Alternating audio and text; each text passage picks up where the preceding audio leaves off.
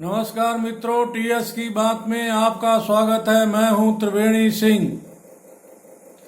5 राज्यों में विधानसभा चुनाव की घोषणा के साथ ही यह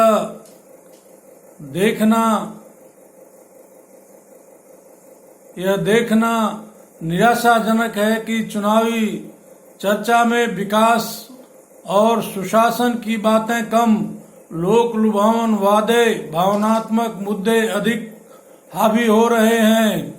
सबसे पहले हम लोक लुभावन वादे पर चर्चा करेंगे। यह जनता को एक तरह से मुफ्तखोरी की आदत का बढ़ावा देना है।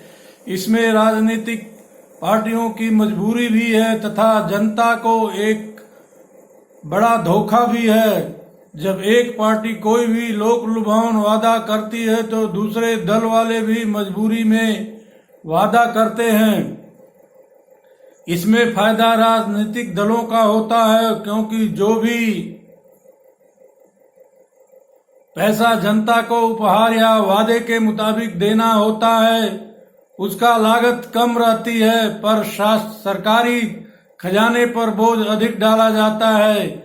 इस तरह से राजनीतिक दल वोट पाने की जुगत में वास्तविक खर्च से ज्यादा बड़े पैमाने पर सरकारी खजाने पर बोझ डाल देते हैं। यह लोकतांत्रिक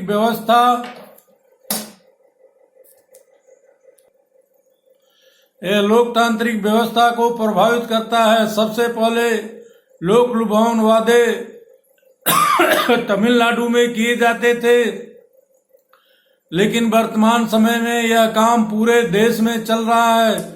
फर्क इतना है, कोई बड़ा उपहार देने का वादा करता है तो कोई छोटा उपहार। या सच तो यह है कि ऐसी घोषणाएं अर्थव्यवस्था को चौपट कर देती है, विकास की रफ्तार को धीमी कर देती है तथा मतदाताओं को मुफ्तखोरी की आदत डाल देती है। इस पर चुनाव आयोग अथवा उच्चतम न्यायालय किसी न किसी को इस पर रोक लगाने में पहल करनी चाहिए, पर इस विषय पर रोक लगना चाहिए तथा इस पैसे का उपयोग अति पिछड़ों इलाकों पर लगना चाहिए तथा उदयमान गरीब विद्यार्थियों पर खर्च होना चाहिए। अब भावनात्मक मुद्दों तथा जाति और मजहब के ऊपर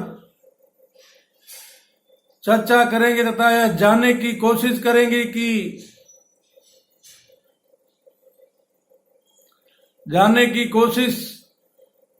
करेंगे कि ऐसा क्या होता है तथा इसका असर मतदाताओं पर क्यों होता है। ऐसा होने से लोकतांत्रिक व्यवस्था सही पटरी पर नहीं चलती है, बल्कि यह जात और धर्म में प्रभावित होती है। इसका परिणाम यह होता है कि अच्छा उम्मीदवार चुनाव हार जाता है तथा गलत उम्मीदवार चुनाव जीत जाता है, जो लोकतंत्र के असूलों के खिलाफ है। इस पर तत्काल प्रभाव से रोक लगनी चाहिए, अन्यथा ऐसे चुनाव का कोई मतलब नहीं निकलता है। पंजाब में भी चुनाव भावनात्मक मुद्दों के इर्द गिर्द सिमटा दिख रहा है। कांग्रेस इन कृषि कानूनों के विरोधी आंदोलन को हवा देने के साथ यह साबित करने में कोई कसर नहीं छोड़ी कि सिखों की पहचान पर संकट है। इससे बड़ी विडंबना कोई नहीं कि जो कांग्रेस मोदी सरकार सरीखे कृषि कानून की वकालत कर रही थी, वही सिख समुदाय को गुमराह करने के लिए सबसे आगे आ गई।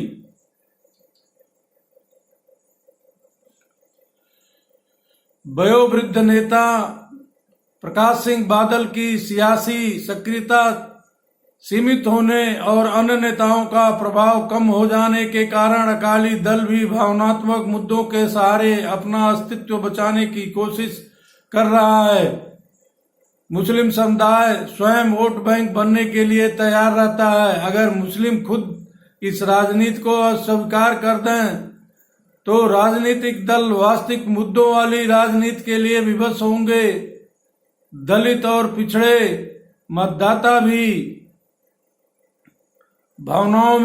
मतदाताओं को भी भावनाओं में नहीं बहना चाहिए।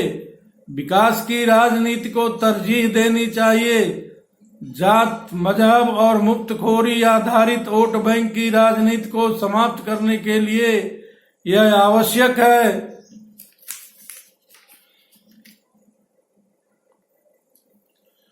यह आवश्यक है कि मतदाता अपने वोट बैंक की महत्ता समझे और सुशासन एवं विकास की कसौटी पर किसी दल अथवा प्रत्याशी को अपना वोट दें या समर्थन दें तथा लोकतंत्र को मजबूत करें।